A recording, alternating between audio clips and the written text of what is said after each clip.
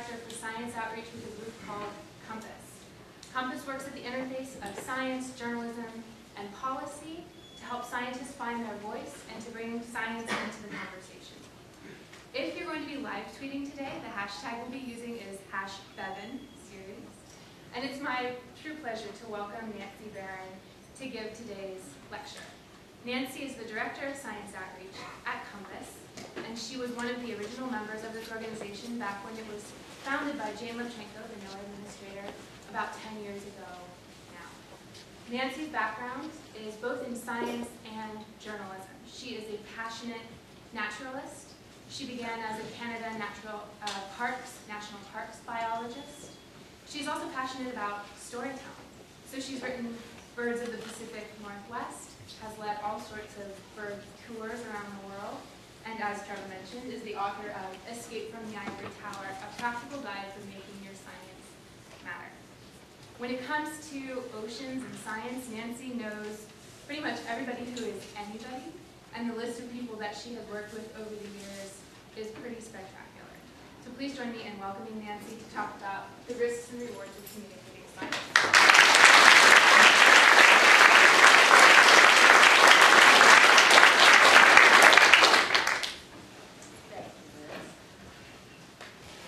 You know, I've really been thinking very hard about this chance to come and talk to you today because this is a very special audience for me.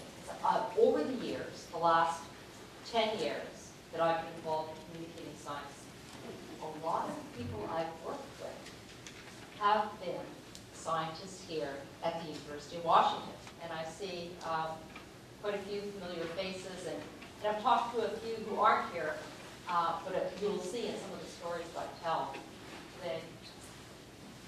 So I've decided I'm going to be very candid, and I'm going to tell you some stories behind the stories of some of the outreach efforts that I've been in, and you might recognize the papers when they come up, and you'll get a little bit of an insight into what went into it.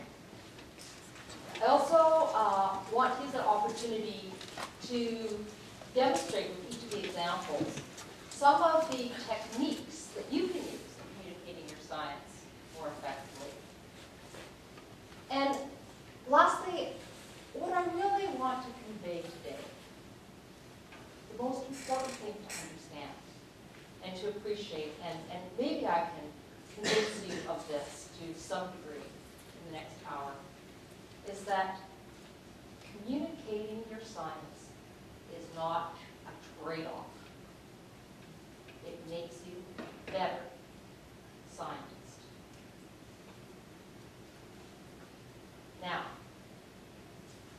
you hear a lot about communicating. I mean, it's sort of tiresome. But what you hear less about is this intrinsic link between communications and leadership. If you think about it, a lot of the people who are leaders got there because they are powerful communicators. And anybody who really wants to be an agent of change has to have communications at the center of their enterprise. The scientist communicators know how to articulate a vision, focus a debate, and cut to the essence of an argument. They can make their point compelling, even to those who disagree. And most importantly, they can make people who weren't interested pay attention and hopefully care. This university is filled with examples of that. Lisa Grumman is a Leopold Fellow. So is Julia Parrish, who's here. And what I see over the 10 years I've been involved with the Leopold Leadership Program is the people who've decided to step up to the plate and really make a commitment to being an effective communicator have increasingly moved into positions of leadership in the community. It's amazing over 10 years to see this, and I'm going to show you some examples of this as well as we go. The other thing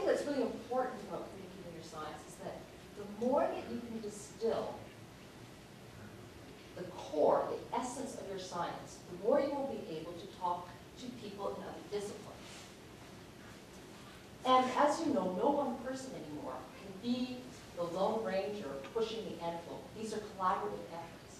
So it's absolutely essential within the scientific community to aspire to clear, more concise communications so that you can advance the frontiers of science collectively. But the thing that's really important, maybe the most important simple thing to remember, is to always ask yourself if you're answering these two little words. So what? Anybody you're talking to really wants to know, why are you telling me this? And I'll get into that a little bit more. Now the talk today is about the risks and rewards of science communication. The biggest risk you take is if you haven't been prepared. And most things that go wrong, whether you're talking to a journalist or anybody else, is inadequate preparation. And so the more that you can just do that homework, a lot of people you may think are brilliant communicators actually the ones who prepare the hardest. They will write down every single word the talk that they're going to give and then put it away. Or they will prepare relentlessly to make sure that they know exactly what those key messages are they want to communicate.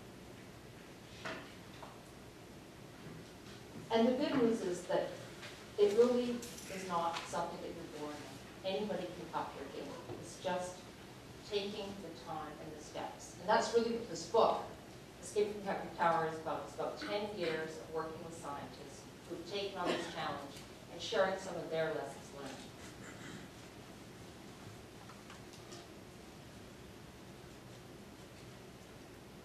Oops. Okay, so how many of you recognize this woman? So Jane Lubchenco is somebody who started out just really loving mucking around in tide pools. But she realized that if she really wanted to have a difference in the world, that she had to step up to the plate and be a leader. And so increasingly, she took on these roles. In 1998, she was the president of AAAS, the American Association for the Advancement of Science. And she wrote this paper that's now a classic called The Social Contract for Science, in which she called for scientists to come out of the ivory tower, to engage with government, to talk to policymakers, to talk to the media. And as a result of this paper, what happened was the very next year, she received the support to start 2 programs, the Alda Leopold Leadership Program and Compass. And these 2 programs have worked together throughout the years to try to help advance this agenda. Because Jane was convinced that science had to be applied and useful. And so she had this idea. She had this big idea. She was with these guys like Hal Mooney and other leaders in the scientific community. And they wanted to change the whole culture of science. They said, you know, our job is not done when we publish in that high-impact paper. We need to talk to the media as gatekeepers, because they are our way to talk to all of these other audiences. And it's only through that, by getting our messages out, that we'll be able to affect policy change. Now,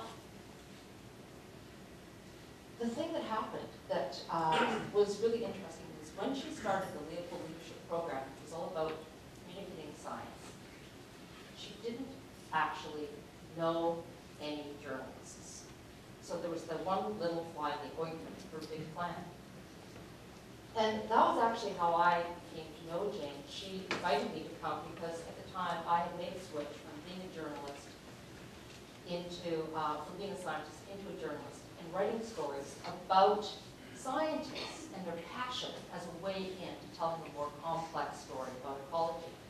And she saw and liked my stories and asked me to come. But when I came to this first Leopold meeting, it was like a therapy session. I had 20 scientists all telling me their been done wrong stories, about how they've been misquoted, about how somebody had taken their words out of context. And mostly it was just what was wrong with the whole world of the media. And I realized, okay, I am not equipped to sort of respond on behalf of the entire journalist community. So over the years, increasingly, what I have been trying to do is to bring more and more journalists into interactions with scientists. And we've designed a whole bunch of different ways that we do this. If anybody's going to the Marine Mixer at AAAS, we have a party for the Marine Mixer.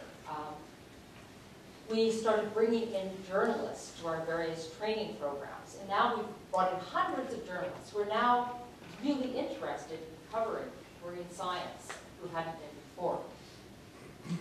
But I decided the very next year, when I went back to talk to the Leopold Fellows, that I would take the opportunity to make a little video, just for posterity. This was way back in 2001, because I wanted to sort of share that therapy session with other scientists so they could feel that they weren't alone.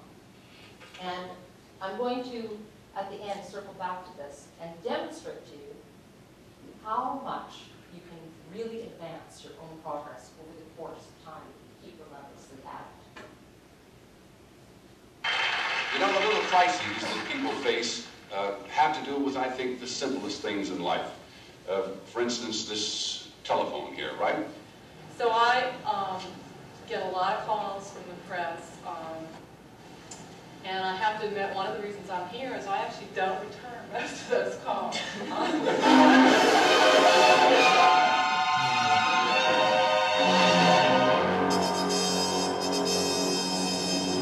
I pitched the story to a number of journalists and got the science reporter, the environmental reporter from our local paper to come. And then it didn't spend any time the evening before thinking about what my message was. So I got front page above the fold story with exactly the wrong headline and exactly the wrong conclusion. We got interviewed in the front lawn of the White House. I thought this was my 15 minutes of fame that I deserved, and there they were. I got a call from somebody from Discover magazine who was really interested in the story. And I did a fantastic job in about 10 minutes on the phone of taking him from being really interested to mind-jarringly bored. He said, "Thanks very much, I never heard from you."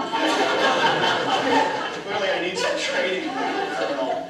The message was totally missed because I didn't bother to spend the time that evening to think about it. And I even got the $100 question. At the end of the interview, the reporter said to me, "So what do you want the headline to be?" And I said, "Geez, I don't know."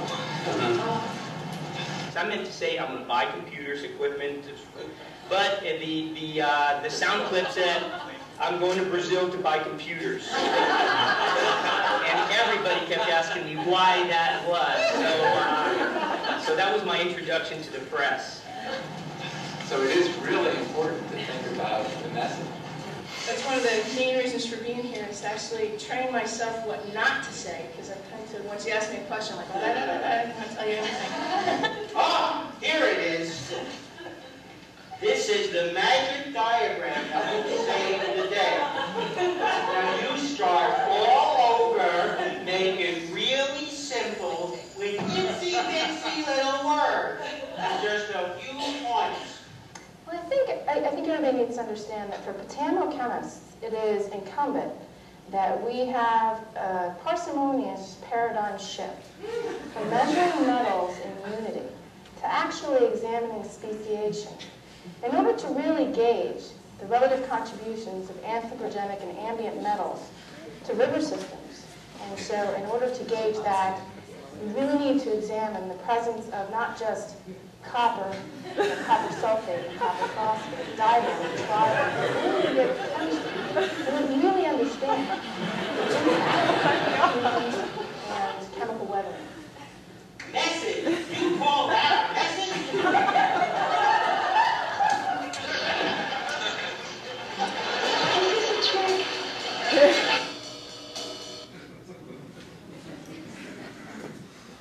Okay, so why did they subject themselves to that end? Why did they, even after they had these horrible experiences, did they sign up to be Leopold Leadership Fellows?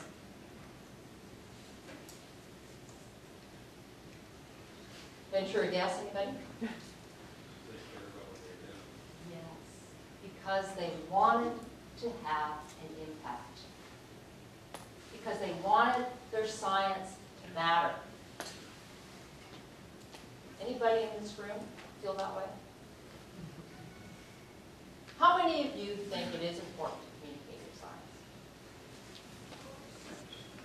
How many of you are scared shitless?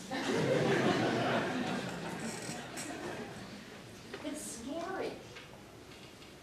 And everybody feels that way. I was feeling that way when I first started talking. And I was watching that video and I thought, what am I scared about? This is a room full of people who, and I mean, look, I talk to people all the time. Like, I am the personal coach, right? But you have to just get over yourself. You know, you get into these moments where suddenly you think, I'm being excessively self-conscious. And to be an effective communicator, you really have to get back in touch with who you really are when you're with your friends, the people who get your jokes, the people who know the authentic you and really like you. And that is one of the things that people strive for in being effective communicators. But you need some tools to help you to get there. And so that's why these folks, these Leopold fellows, put aside their egos, decided to take some risks. And let's talk about, you know, kind of how this works and where are some of the rewards. So the reason that it's important to talk to the media is that even in this changing world of social media, what the media covers is what sets the agenda for policymakers. So I've had lots of people say to me, you know, I don't really want to talk to the media, I just want to talk to policymakers. Well, you're completely hamstringing your efforts because that's what they're paying attention to. And as far as they're concerned, if it's not covered in the media, it's not part of their social agenda. So it is really important, but it's not the only thing. Okay? Here's the challenge we face.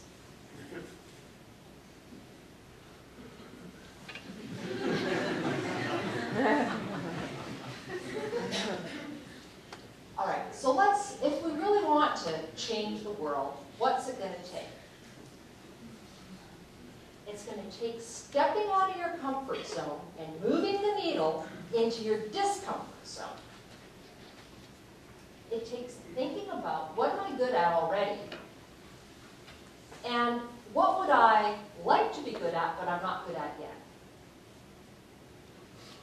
See, the thing is, you have to get uncomfortable before you can pass through that to the other side to get comfortable.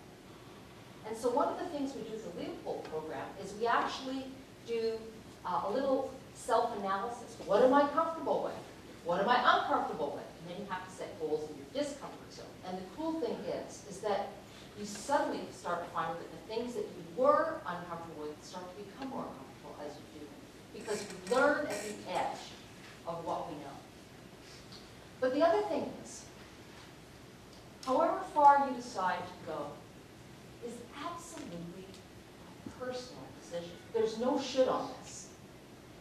And one of the things we talk about a lot in the Leopold program is that, you know, nobody's telling you to go to any particular point. It's you finding your own true north and figuring that out, what's right for you. Now I'm just going to show you a few ranges of perspectives on this. This is Pamela Matson. She's the Dean of Earth Sciences at Stanford, and she's also the director of the Leopold program. And she says, okay, the very basic starting point for all of us here is that we're at least advocates for the use of science. But then you go to somebody like Daniel Pauly. Any of you guys know Daniel Pauly? Okay, now he's sort of at the, you know, his needles are really swinging wild in the red zone, right? Of what would be for most people. But he says we should have a Hippocratic oath, like physicians do. First, do no harm. It's only the right thing to do if we are the ones who are analyzing the health of species or ecosystems, to convey our diagnosis, and to also offer what we think are the steps that must be taken. Joni Claykus is another Leopold Fellow. Now, she's an example of a scientist who is a true scientist. She loves nothing more than working in groups. She hates having all the attention on her. She just really likes doing the analysis. But she was at NC's, where I'm based, in Santa Barbara. You guys know this place? In the early days of working on ocean acidification. And they were doing all of their analysis, and the data was coming in. And she said she had this incredible, overwhelming feeling that she was reading the data and understanding the possible implications of the work. She left, went to the bathroom, and threw up.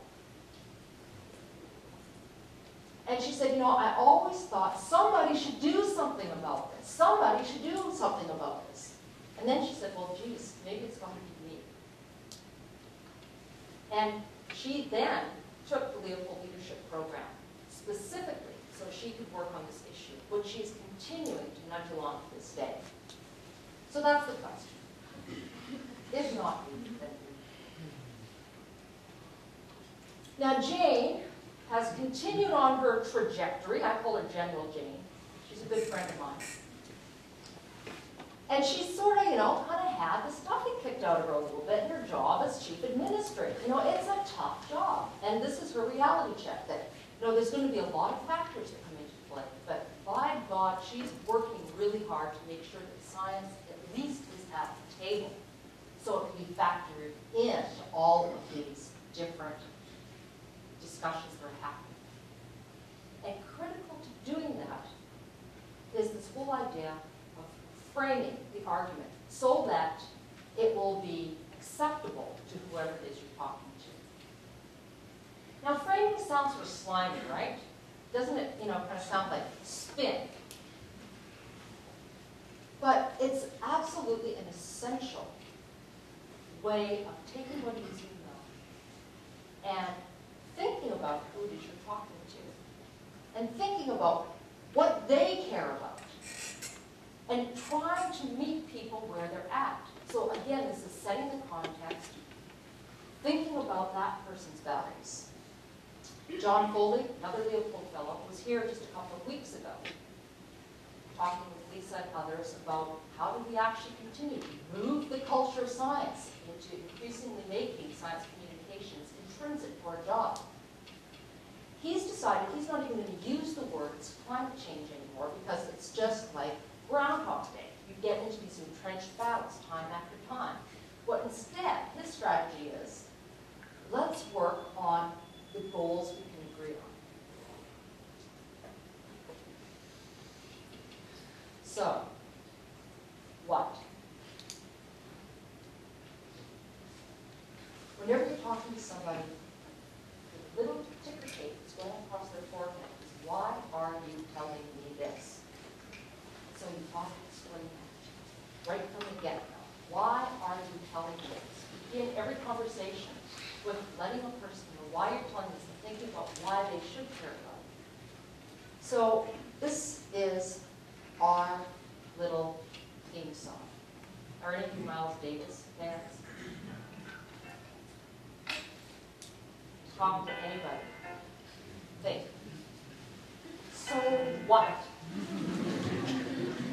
So what?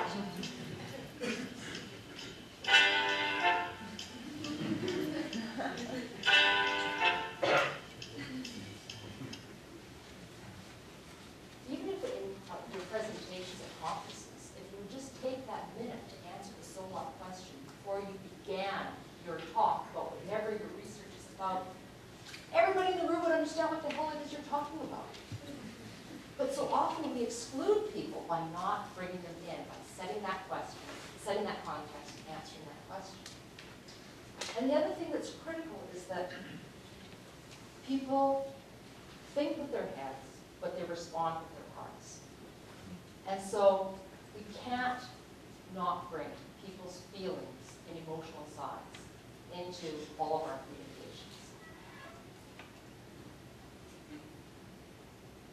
Natasha Loder is one of my favorite journalists we work a lot with at The Economist. And, you know, she gets the complaints all the time about having been misquoted.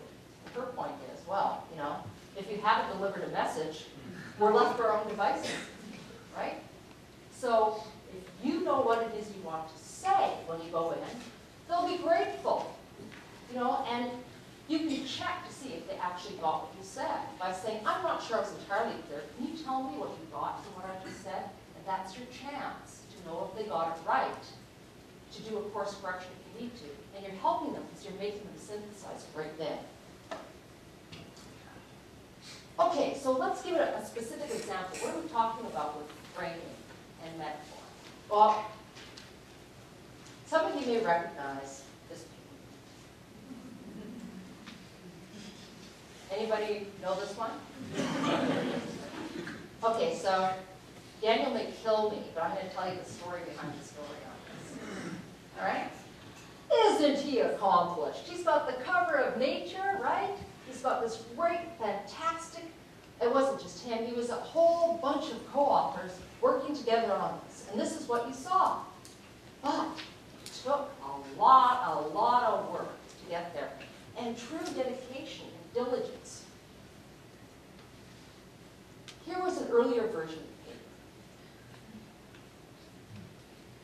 paper. And I had a chance to, you know, Daniel was at NC's, he showed me his paper, and I don't think he really expected me to give him all this feedback. I remember him sitting there in my office looking at me sort of like a deer in the headlights. And I was saying, you know, biocomplexity, that's jargon. What do you mean by biocomplexity? You know, how is this really different than the last paper you did? What makes this something that is a game changer? What is the so what here? Why should we care about this? And he didn't agree with everything I said. And he didn't apply everything I said. But what he did do was go back and really carefully analyze every single word he used and why he used it. Now the paper, first of all, was submitted to science, and it didn't get in. Has anybody else here ever had that experience? Okay. Then, what he did was he really worked at packaging this and addressing all of the things that would make it reach the bar that's required to get into science and nature. I'll get to those in just a second. But, for example, what he did was he focused in on a metaphor that was very much on people's minds at the time, which was the collapse of the stock market. And he talked about the importance of having diversity within species being like a diversified portfolio. People really responded to that. He wrote a brilliant cover letter in which he explained the big so what, and he framed the significance of this paper in the wider world. This study is the first to quantify how diversity within a single species stabilizes the flow of ecosystem services by an ecological portfolio effect. And then he says that we believe this paper merits publication because it represents a fundamentally new way of treating biodiversity. These two enterprises, management and conservation, are focused entirely on species diversity when considering the importance of biodiversity to ecosystem resilience. We provide evidence for conserving interest-specific diversity. And we believe this manuscript provides the perspective that will become the standard for managing risks to exploit the species threatened by ongoing climate change, increasing pressures to develop watersheds, and the standard suite of perturbations to ecosystems around the world. So he showed the broader significance. This is not just a fish paper. We should be thinking about this in every case, across different systems. Now, I just asked Daniel about what has been going on, and there have been a lot of incredible results.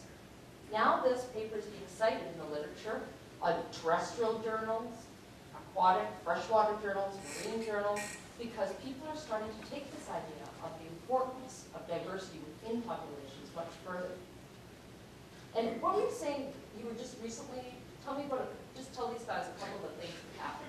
I know, I'm really embarrassing you, but. You don't have time. No, quickly. Some of the things that are resulting. In terms of applications? Yeah. Wild Salmon Center is developing this as part of their vision statement for conserving salmon. EPA is grappling with assessing risk to salmon populations under threats of mining. They're grappling with how to do that risk assessment, refining this as their conceptual framework. Right. And do you think that people heard about it because they read Nature? Not entirely. If they don't have a subscription, they can't get past the paywall, right? Yeah. So the other thing that they did that was brilliant was that we pulled together the best art. Now you may think that the editors of Science and Nature sit around and say, this will be the cover story this week. Best pictures win. So anytime you're submitting a manuscript, send in after the cover. We've done this a whole bunch of times on papers and have gotten the cover just because we went to the work of finding the absolute best art. This was a photo taken by one of the co-authors, Michael Webster. Sent in a whole bunch, take your pick, and even played around with how would it look with nature splashed across the top, you know? And provided tons of photographs, images that could tell the story so they could be online to help people tell the stories. You want to anticipate, be proactive, do all this stuff. They did a very carefully worded press release in which they thought hard about every word, knowing that in the rush, people would just lift entire sections out of it, so they were managing the message that they wanted to be told. And with a lot of work, provided all of these things on his website, so it was one-stop shop where people could go. Liz Neely did a video on showing stock, the stock exchange and comparing it to portfolio effects. Everything was there, making it super easy. And they even practiced. We did a communications training workshop for a bunch of salmon scientists, and they had a chance to really work on it. It wasn't just, pick up the phone and answer it. They really thought about what it was they were going to say, so when the time came, they were ready. They had it all there. And you know what? Ray Milborn worked as hard as anybody preparing his remarks. You probably thought he just, open what he does sometimes. Just open his back. But he's actually also capable of working really hard at what he wants to say, because he cares about this stuff, and he wants to get it right. And so there was amazing consistency in how it was reported, word for word.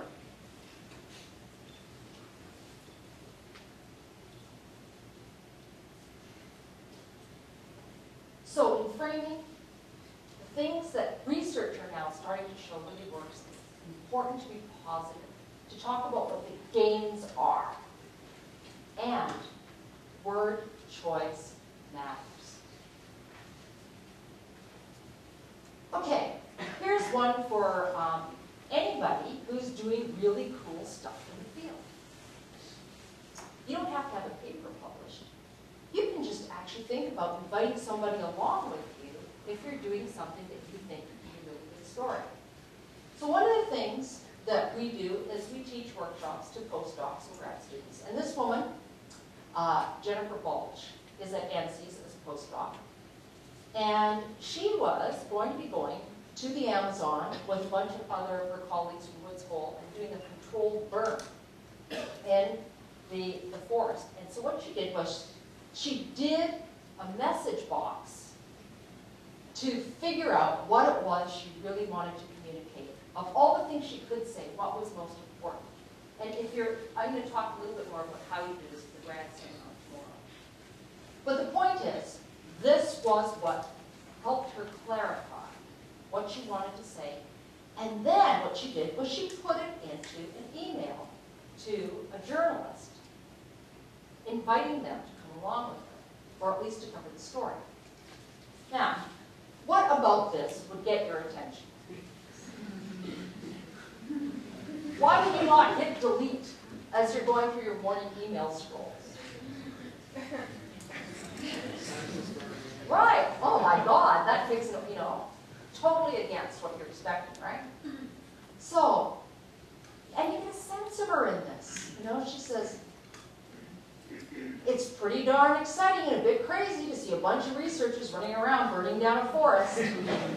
The overarching question is, then she gets to what the research question is, and she goes on in there to also say why it's timely, why, you know, why this, why first, what are all the things that really make it matter. Well, guess what happened? She got a story in The Economist. But look at this. It's pretty darn exciting and a bit crazy, she says, to see a bunch of researchers running around.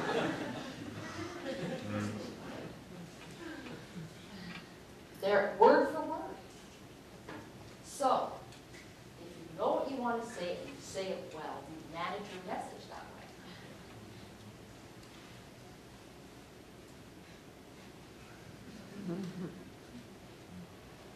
way. Okay, so, of course, the media are one way, but social media is a burgeoning way, and Liz Neely is going to be leading a workshop along with Jennifer. Where's Jennifer? Or Jessica. Jessica, where are you? Oh, Jessica, right in front row. How could I miss you? And this, I think, is really something that anybody who's interested in communicating your science should go to next Monday. They're going to be really going into some of the possibilities here, and it's a really good way for anybody who wants to explore this further to find each other within this community. So really quickly, I just want to tell you another story out of NC's about a couple of postdocs who decided they wanted to take their science and try to engage the public. Now, Jai over here said, you know, I spent my whole life becoming, you know, a conservation scientist. He said, and there I was getting papers in Science and Nature, and nothing was happening. What went wrong? So they came up with this experiment, a new kind. They use communicating their science as a way to raise money for small projects and actually align incentives. Bring people along, teach them about the projects, but also get them engaged and to chip in. So, this experiment ran from November to December, 49 scientists. They had this whole setup where they helped each other come up with the materials, little videos, so they could tell their stories. And it was all a community of support. So there was all this learning and peer group teaching that was going on. And here's just one example of the approach. They showed what their goal was. They would have a project, and then they would have a little video clip to tell the tale. Ecology is all about counting things. Plants, birds, fish, flesh-eating walruses. It's count, count, count for the busy ecologist. But let's face it, counting plants in nature, child's play. Okay, you get the idea. Go to the website and watch them. They're hilarious. Go count those plants. This woman, who'd been blogging and already had a social network for some time, raised way more than her goal. And the lesson that came out of this was it was really all about feeding the audience, constantly giving them more, building your network, getting people to like your voice, want to find out more about what was going on. And so the bottom line finding of the experiment was those who engaged the most and most effectively were the winners. So this is something they're going to continue on. They're going to try it again. Do check out the website. It's very cool. Liz will probably talk about it more at her workshop. She actually worked with these guys, helping them. And you know, there's the point of this is the sky's the limit for new and crazy ways you can think about engaging the public in the work that you're doing. That's their website. Okay. So,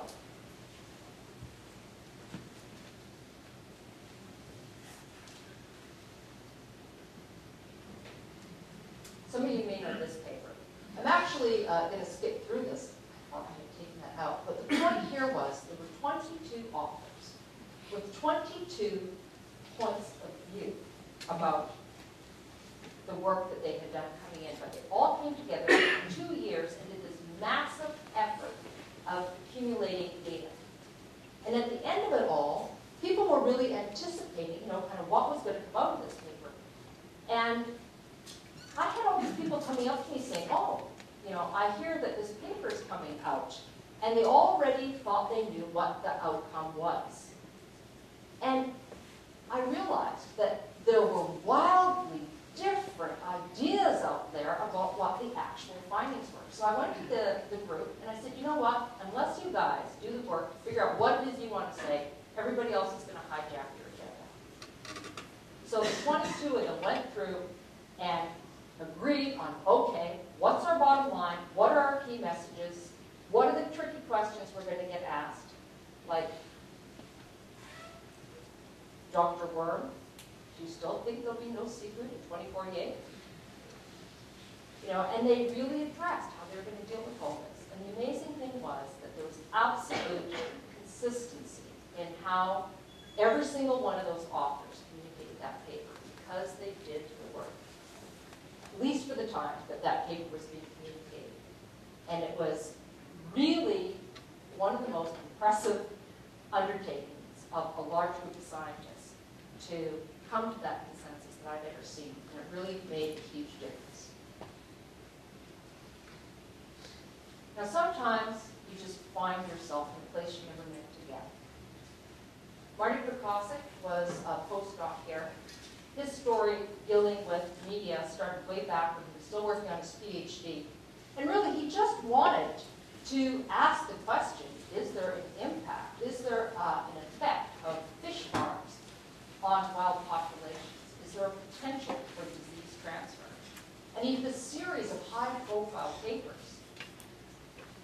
He was totally taken by surprise when he suddenly found that he was in the crosshairs of the entire aquaculture community in Canada, and the world, really.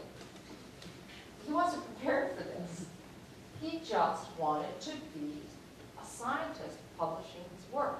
But he was forced to prepare himself to deal with the backlash. And he did it meticulously. He developed a website.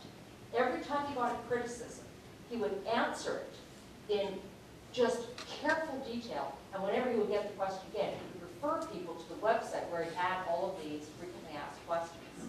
He showed all of his data analysis. Everything was transparent. And it really was a huge stress for him over several years.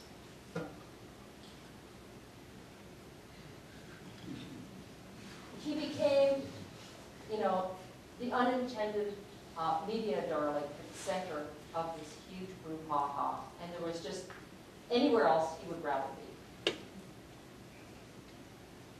But eventually what happened was a policy decision was made saying we are not going to have any further expansion of fish farms in northern British Columbia because there was enough evidence to convince the minister to make this decision.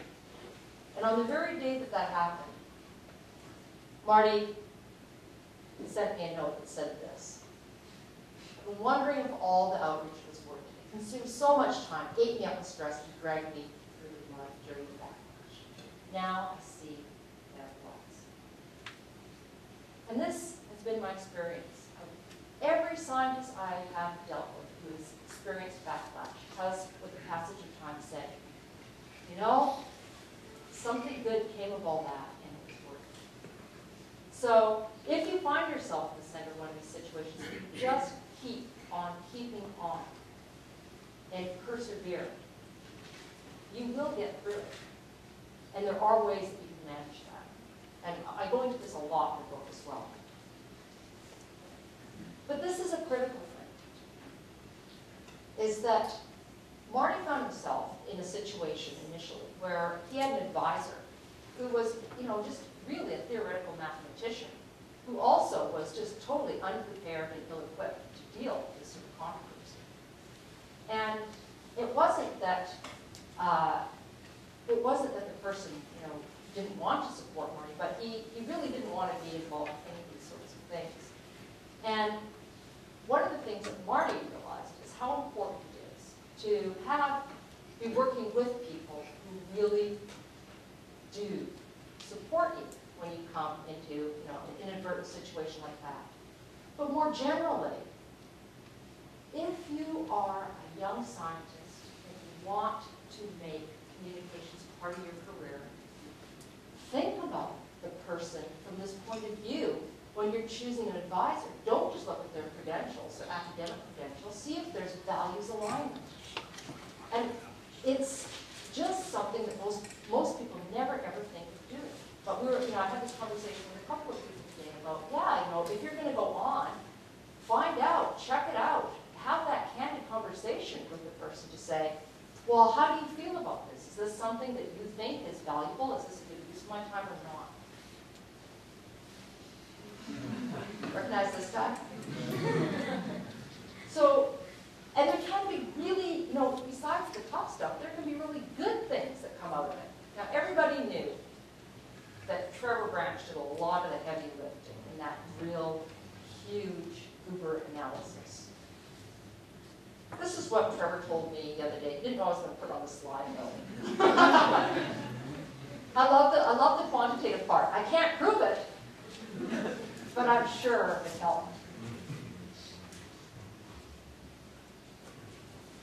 Now, University of Washington is really at the forefront of this. I was just talking to Lisa for a month before the talk, and you know, you guys are going to be in one of the few places in the country that really is going to reward and encourage you to be communicators of your work and to engage with the wider world. And that's so exciting. I mean, it has to happen right down to the point of how you get tenure, how you're evaluated in your job performance. And this is coming, and we see this more and more, particularly from what I'm seeing, Leopold Fellows changing the systems from within and really working to advance this culture and have it rewarded rather than penalized or criticized. I asked Mary Ruffleshouse, who I've also worked with a lot, who many of you must know. And she said, it's mandatory. If you really want to have an impact on policy, NGOs, or to see your science replicated and actually used in the real world, you've got to figure out how to engage. And how many of you have heard of Bob Payne, of Keystone Species Day? I asked him, what's your advice to young scientists?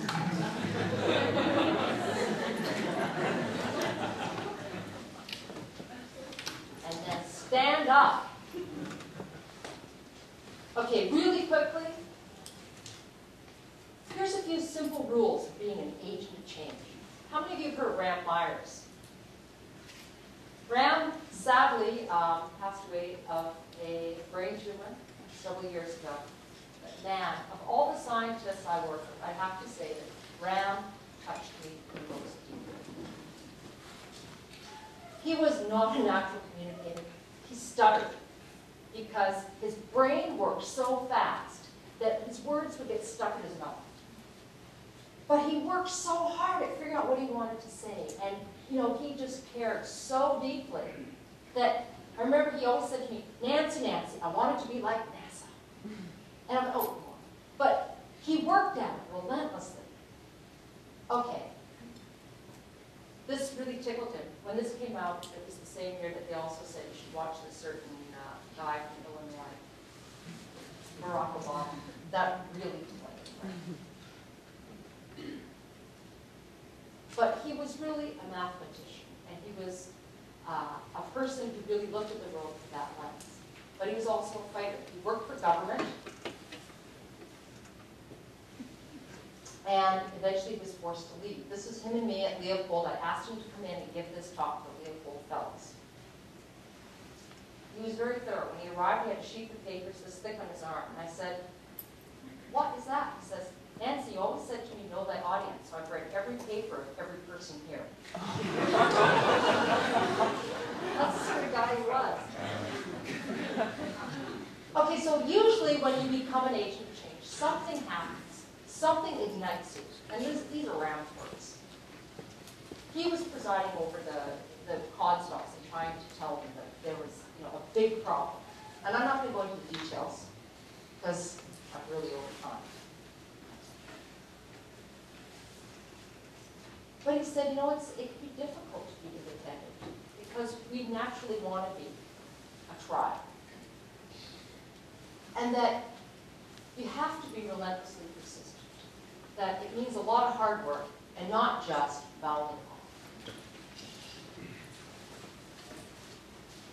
The data are what matters. And you can expose your analysis widely to ask if anybody can find something that you really think is worth paying attention to, whether, poke holes in what it is you're saying. Embrace criticism. That's a hard thing to do. You really, But Boris Worm is genuinely one of the people I know who most embodies this.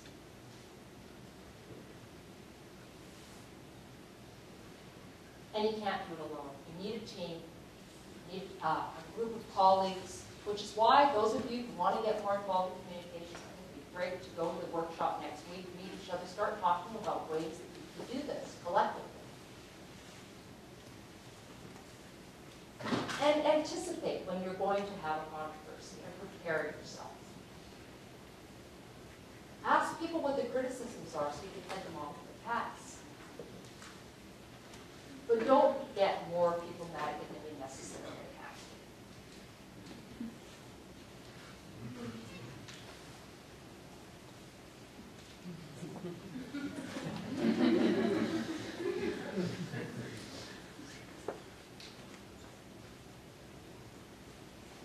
And I was talking to Daniel today, and he gave me the 11th rule, which I think is absolutely essential. Be willing to be wrong.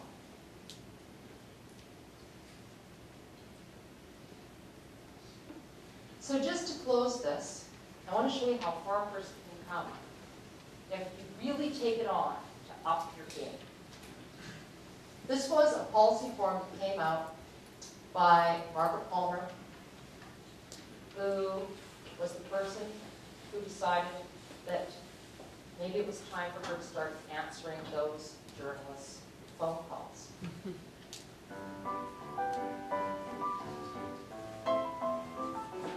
So I get a lot of calls from the press, and I have to admit one of the reasons I'm here is I actually don't return most of those calls.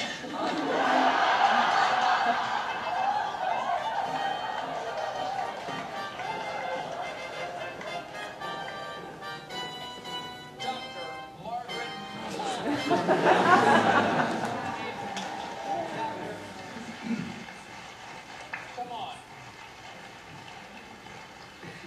You're all anti-mountaintop removal, but let's face facts. These mountains will grow back. And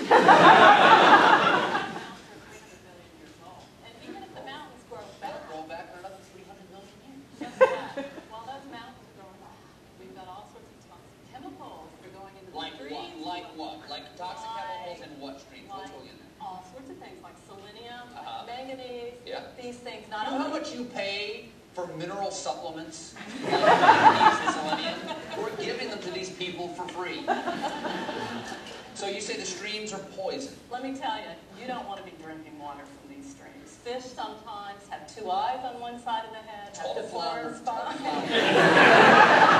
I've seen too many flounders in the streams of West Virginia. A mountain flounder.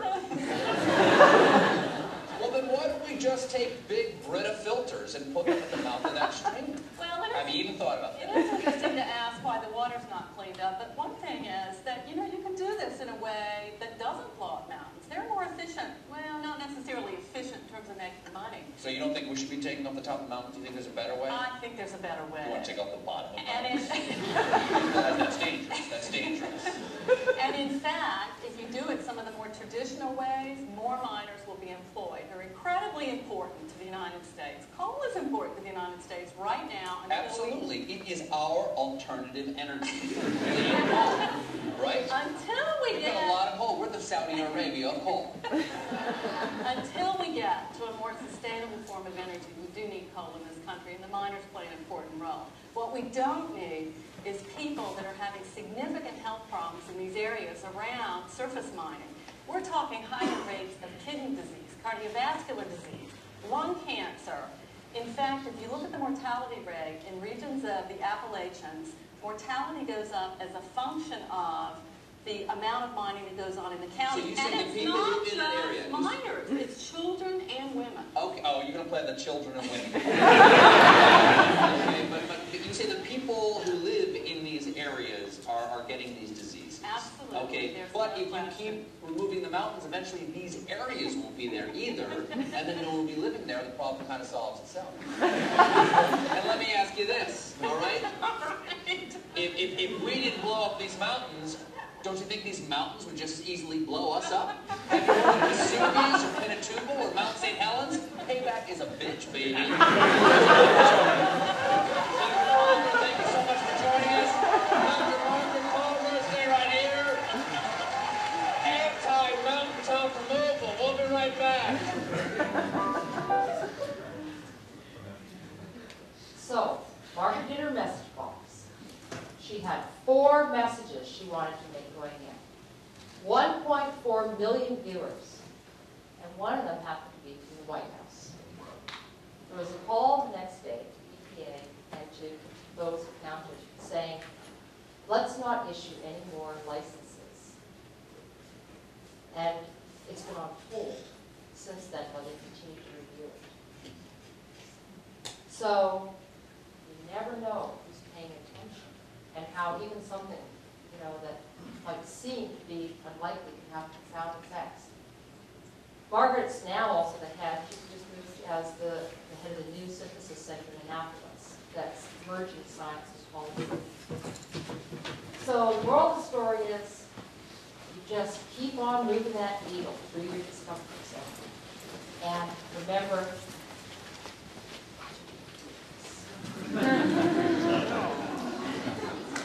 because here's the really important question.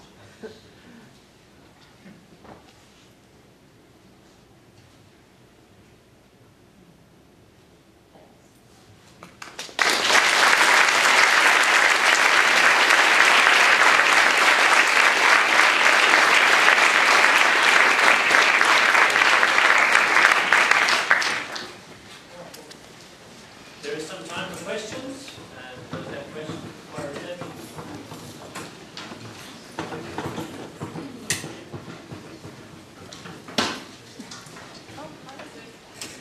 Yes. I think Can you tell me who you are? I'm Andrea Learned, and I write about sustainable business. So I'm always interested in this and how I can be a bridge more for convincing businesses. So what I was noticing, and I'm very involved in social media, and I'm seeing that really the effect of telling sustainability and climate change stories and all of that. But it occurred to me that we all laugh like crazy at Colbert and Stewart. It's kind of interesting that if you go into this working with scientists and say, you know what, let's just pretend you're going to be on Jon Stewart or Colbert. It'd be way more fun. The social media and kind of people like Colbert and Stewart might make scientists or people who are having trouble with this get your box or your frame a little bit better. It just occurred to me. I was just wondering if the kind of introduction of people like Stewart and Colbert and that sort of humor really, inspires and sort of engages scientists, and they think, oh, okay, I can be motivated to do that. Maybe that's not a very clear question. What is the question? I'm just wondering if modern kind of media and those sorts of interviews, and looking forward to that as opposed to, yeah, you'll get in The Economist, whatever, it is being more mass viewed, mass media, making your scientific story really interesting to that mass media. Is that motivating, engaging? Is that a new thing that's really interesting to scientists? I think it depends on the scientist, right? I mean, it's not everybody's cup of tea. And it takes huge courage to do that. But there is an appetite on the Daily and Colbert shows for scientists. A lot of people have been getting in there. So it is a huge opportunity. And ironically, it's where a lot of Americans are getting their political news from these types of shows. And yes, social media, then has the ripple effect where you go back and check it out. I mean, the power of social media is to leverage other things and to build your networks and to, to do it this way. So I really do encourage all of you next week to, if you can, come to the workshop that's going to be held. Yeah? It's a complicated book, but I'm going to ask anyway. Do you do research on the other side of what are the primary complaints of journalists and the public? Like, I'm sure as scientists we do a poor job at, like are there top 3 complaints? Well, let me ask you, can you guess what they might be? Yes, in fact, I have those very slides. What do scientists say about journalists? What do journalists say about scientists? Same things come up time and time again. Boring, or it's presented in a boring way? Yeah, so 3 things that come up all the time are they caveat everything to death. They can't see the forest for the trees. They lack a bottom line.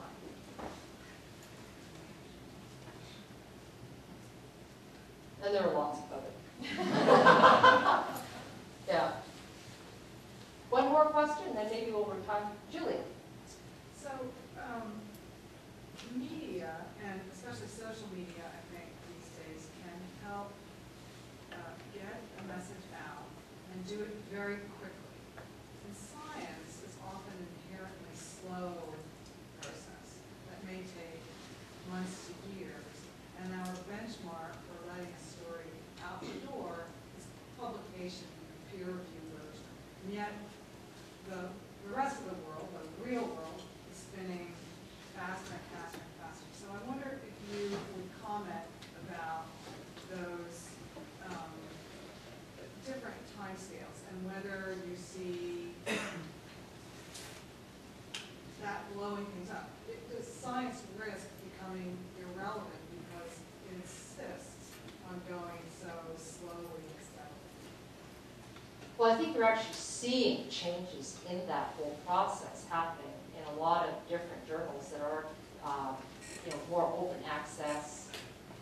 We're seeing the beginning of the crumblings of the embargo system. But the real thing is that, most people who are storytellers are not just sitting there waiting for the paper to be published. If you just talk to them, they will find ways to tell stories that are fascinating, that don't have to wait until that point. I mean, the quest, the interesting things along the way, there's so many different ways that the stories of your research can be told.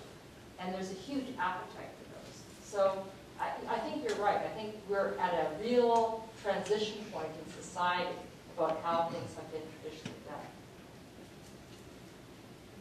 One last question. Is Carl Sagan the best at this in your lifetime? I actually never paid attention to Carl Sagan. You're kidding. Hasn't he reached hundreds of millions of people? Advanced to space? Oh yeah, he definitely. I mean, he was definitely a figure.